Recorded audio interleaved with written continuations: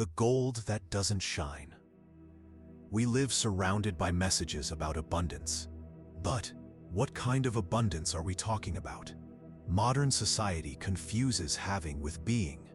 More things, more money, more goals, but less peace, less time, less soul. Solomon, the wisest among the wise, would remind us that true abundance doesn't begin externally, but within, and that many live like beggars, even sleeping in beds of gold. Today, we will explore 3 ancient proverbs that haven't aged, because even if the world changes, wisdom remains the best heritage. 1. The unseen wealth. Better is a little with righteousness than great revenues with injustice. We live in an era where abundance is measured by numbers, the number of zeros in a bank account, the square footage of a house, the number of followers on social media. We've been taught to look outward, to know if we are successful. But what if true success couldn't be photographed? What if the most valuable wealth couldn't be counted, but only felt? Solomon, king of a prosperous kingdom full of treasures, knew how to distinguish between material wealth and wealth of the soul. In one of his most powerful proverbs, he tells us something that clashes with modern logic. It is better to have little, but with righteousness, than to have great income obtained unjustly. What does he mean by that? That what matters is not how much you have, but how you obtained it, and what you do with what you possess. There are those who acquire a lot of money, but do so by betraying their values, their family, their peace. Others achieve prestige, but carry a silent guilt for the path they took to get there. Because the soul always remembers when it was sold for a price. Many work as if life were a constant competition. They accumulate, invest, climb, but when they close their eyes at night, they don't rest, because there's something money can't buy: tranquility.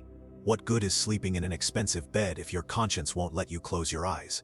What good is wearing designer clothes if inside you feel you've lost your essence? Solomon did not despise wealth. He himself was one of the richest men of his time. But he understood, after much living, that external abundance does not compensate for inner emptiness. He once said, "Vanity of vanities, all is vanity." Not because gold doesn't shine, but because that shine doesn't illuminate the soul when it's extinguished. Sometimes we believe we are fighting for a better future, but in reality we are fleeing from a present we don't know how to inhabit.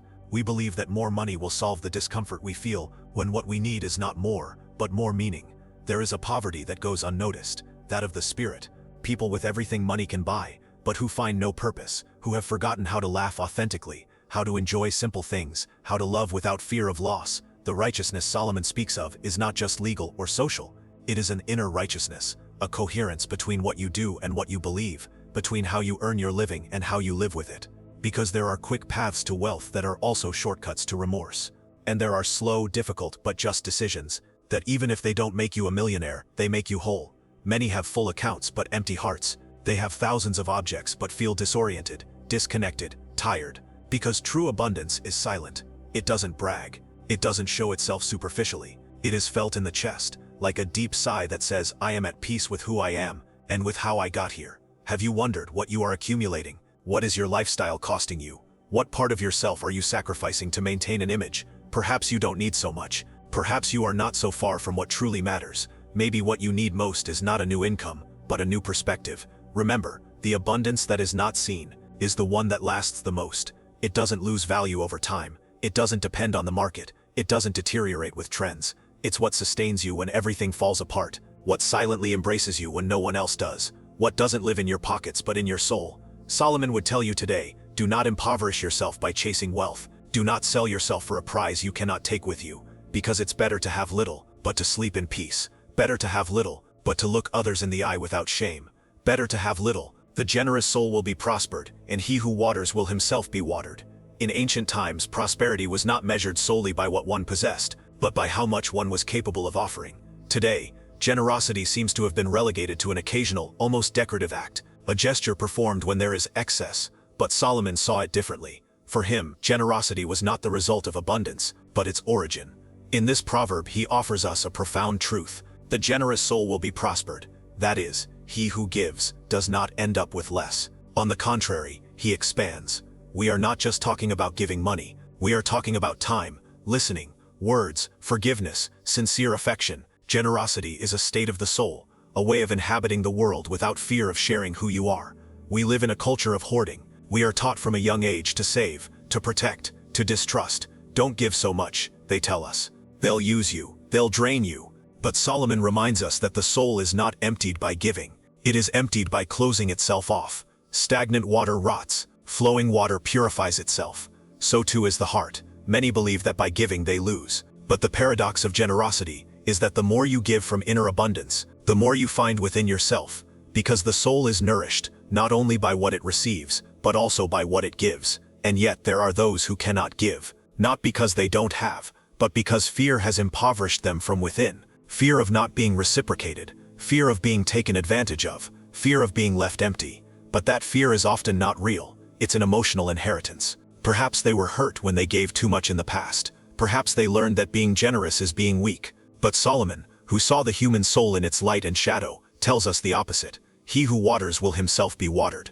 That is, when you give with a full heart, life gives back to you. Perhaps not where you expect, or from whom you imagine, but it returns. It's not about giving to receive. That would be a transaction, not generosity. It's about living from the confidence that you don't need to hold on to everything to be secure, that the universe is not scarce, and that you don't have to be either. Think for a moment. When have you felt most prosperous, most fulfilled, most connected with yourself? Was it when you achieved something material, or when your presence changed someone's day? Was it when you bought something, or when you were helpful, necessary, generous? The generous soul is not defined by grand public gestures. Sometimes, it's a listening silence, a non-judgmental hug, an "I'm here" in the midst of chaos. And the most beautiful thing, generosity doesn't demand perfection, it only demands presence. We are surrounded by advice on how to prosper, strategies, routines, habits, goals. But Solomon offers an older and deeper path. He would say, if you want to be prosperous, begin by opening your soul. There is no more fertile ground than a willing heart. There is no more powerful sowing than a sincere act of giving. There is a prosperity that is not seen in financial statements, but that is felt in the soul. A peace that comes when you know you are not alone, because you don't live only for yourself, that you have left your mark on someone, even if no one applauded it, that you have been a refuge, relief, a timely word for another.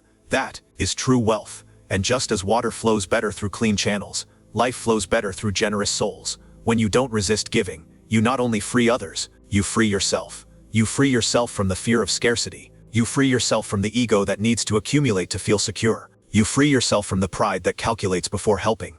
And in that freedom, you prosper. 3. Wisdom is better than gold. How much better to get wisdom than gold? We live in an age where everything is rushed. The pursuit of results, money, success, never stops. But in the midst of that race, few stop to ask, for what? Solomon, who had more riches than he could count, and more power than any other king, discovered something that only the wise understand. Gold opens many doors, but only wisdom reveals which ones are worth crossing. And when he wrote this proverb, he didn't do it as someone repeating a pretty phrase, but as someone who had tasted the weight of abundance without direction. How much better to get wisdom than precious gold? Notice the emphasis, how much better. It's not a gentle suggestion, it's an urgent warning. Because Solomon saw with his own eyes what the modern world still doesn't understand, that without wisdom, all wealth can become a burden.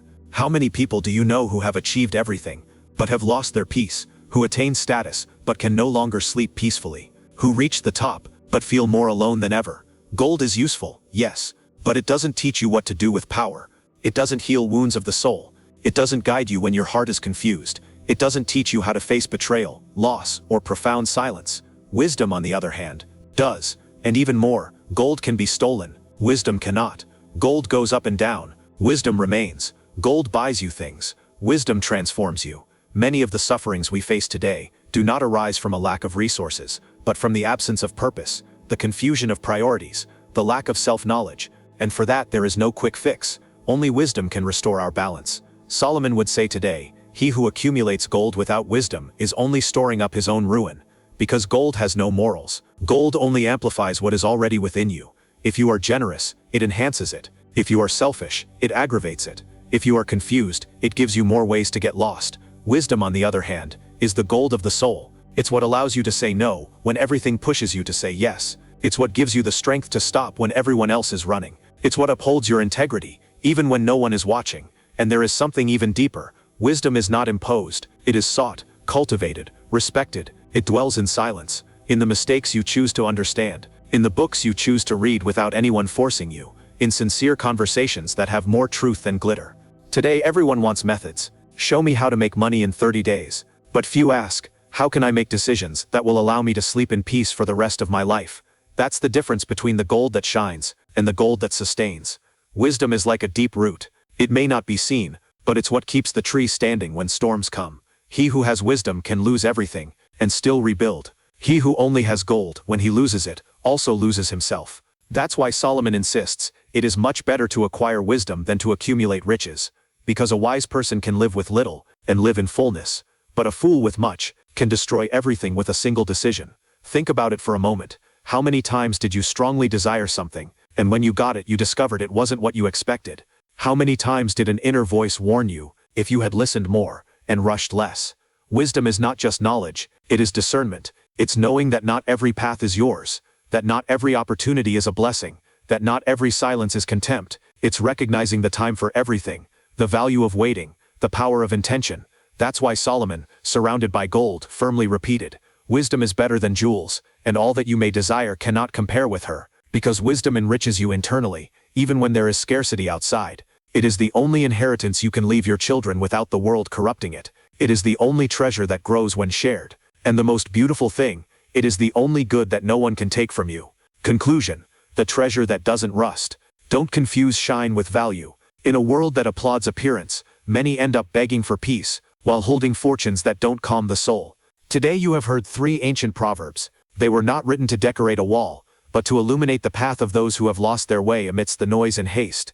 Because true abundance is not in what you accumulate, but in what you are able to sustain when everything else fails. Solomon, who had everything, understood at the end of his days that wealth without purpose is just a mirage, that an empty soul is never filled with things, and that a wise heart can make life flourish, even in scarcity. Do you want abundance? Then cultivate silence. Practice generosity. Seek wisdom as one seeks water in the desert, because the soul that aligns with the eternal never lacks the essential. And if anything in this message resonated with you, don't let it be lost to oblivion. Share your reflection in the comments. And if you feel that this wisdom can guide others, subscribe to this channel. Here, every word doesn't seek to entertain, but to awaken. I am Solomon, and although my voice speaks from centuries past, my words remain alive for those who know how to listen.